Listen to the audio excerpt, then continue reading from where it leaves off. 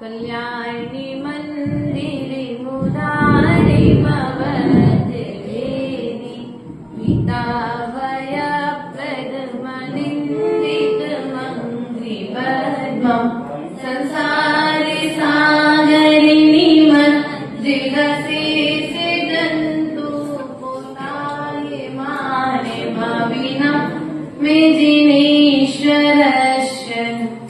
आज क्लास पढ़ने की मानसिकता में ही बैठी थी क्या है? आपको इधर आता ना सब नियम। कल संडे था है ना, इसलिए शायद सब लोग आज मंडे भी मना रहे हैं। कोई बात नहीं, चलिए दो काव्य का उच्चारण एक साथ में आप सभी करेंगे, फिर अपन सब तीसरा काव्य प्रारंभ करेंगे। कल्याणी मंदिरे मुरारे मावद्य भेदी पीताभय प्रदमनिन्दित मंगली पद्मं संसारे सागरिणी मज्जिगसे सिदन्तु पोताय मानिमभिदं विघ्नेश्वरस्य। स्वयं सुरगुरुर्गरिमां तुलासे श्रुतं सुविस्तृतिमति विधातुं तीर्थेश्वरस्य गमितस्मै भूमिकेतोस्तस्याग्ने संस्तवनं करिष्ये। दो काम पढ़ने में कोई तकलीफ नहीं है। चलिए तीसरा काम निकाल लीजिए। सामान्य तोपी सामान्य तोपी वक्तुम वक्तुम सामान्य तोपी तव वर्ण यतुम स्वरूप सामान्यतोऽपि तव वर्णयितुं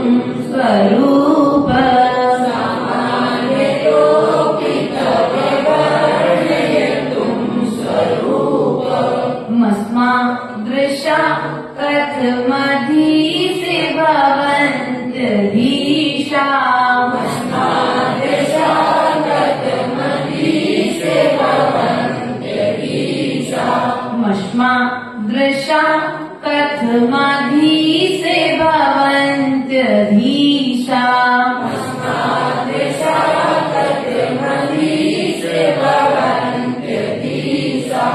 दृष्टोऽपि कौशिक शिशुर् यदि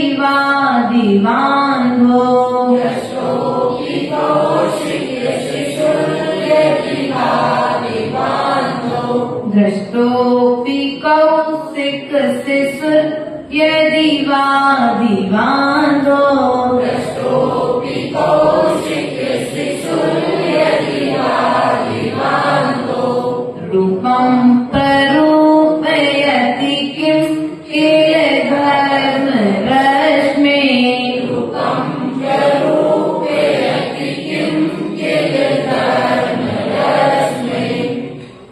मश्मा दशः कथ मधीस भवन्त्य धीशः दृष्टोऽपि कौशिक शिशुर् यदि वा दिवान्धो रूपं प्ररूपयति किं किल घर्म रश्मि। सबसे पढ़ते बन जाएगा, एक बार उच्चारण करके बताइए।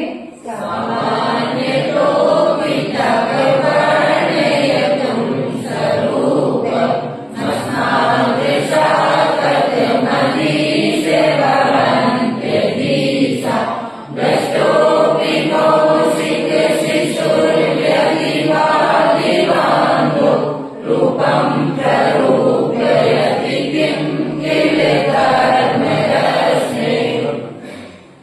चलिए, सामान्य तो भी, सामान्य साधारण रीति से भी, अपि अर्थात भी, तो मतलब तुम्हारे, वर्णयतुम अर्थात आपके गुणों का वर्णन, आपके स्वरूप का वर्णन, सामान्य रीति से भी तुम्हारे स्वरूप का वर्णन करने के लिए अधिसः मश्मः दृशा अर्थात यहाँ पर कहते हैं मुझ जैसा मनुष्य।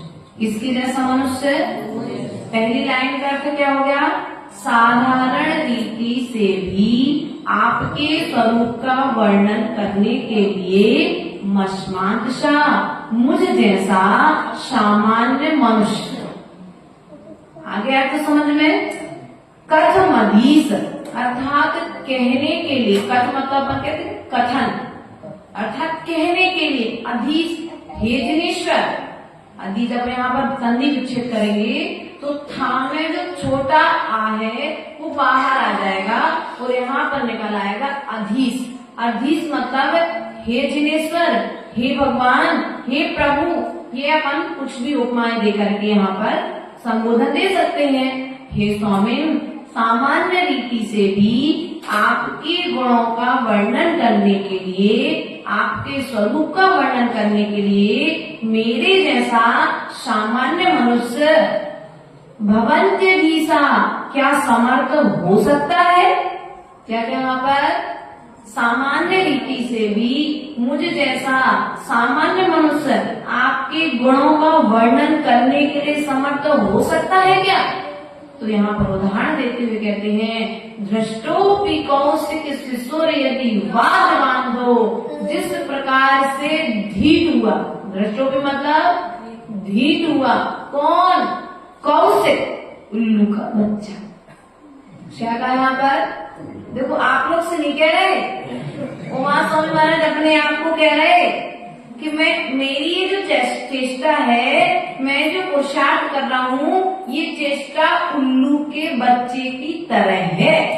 क्योंकि मैंने आपको देखा नहीं, आपको जाना नहीं, लेकिन फिर भी मैं आपको देखने का और आपके गुणों का गुणानुवाद करने का पुरुषार्थ कर रहा हूँ। तो मेरी ये जो चेष्टा है उस उल्लू के बच्चे की तरह है। तो उल्लू का बच्चा क्या करता है? दिवांधो, दिन में आंखों से अंधा होता है, अर्थात उसे दिन में दिखाई नहीं देता है, लेकिन फिर भी रूपम प्ररूपयति किम के लिए घर्म रस में वह क्या करता है? घर्म रस में सूर्य के रूपम, रूप को, किम मतलब यहाँ पर क्या? किम मतलब क्या? देखने का प्रयास नहीं करता है? करता है। अर्थात वह आंख से उसे मालूम है कि मुझे दिन में दिखाई नहीं देता, लेकिन फिर भी वह उल्लू का बच्चा दिन में सूर्य को देखने का पुरुषार्थ करता है। उसी प्रकार से ये मेरी जो चेष्टा है कि मैंने आपको देखा नहीं है, जाना नहीं है, लेकिन फिर भी मैं आपके गुणों का गुणानुवाद करने का प्रयास करूंगा। अर्थ समझ में आ गया? बोले पार्श्वनाथ भगवान की। एक बार इस काव्य का आप लोग उच्चारण करके बता दीजिए मंत्र।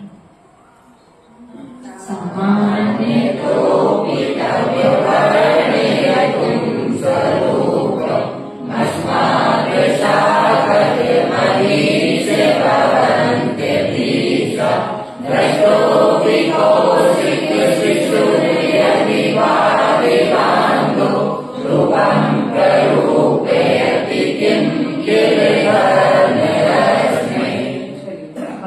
अपने छेड़ाना की क्लास प्रारंभ करते हैं। बोले अनंत सिद्ध भगवान की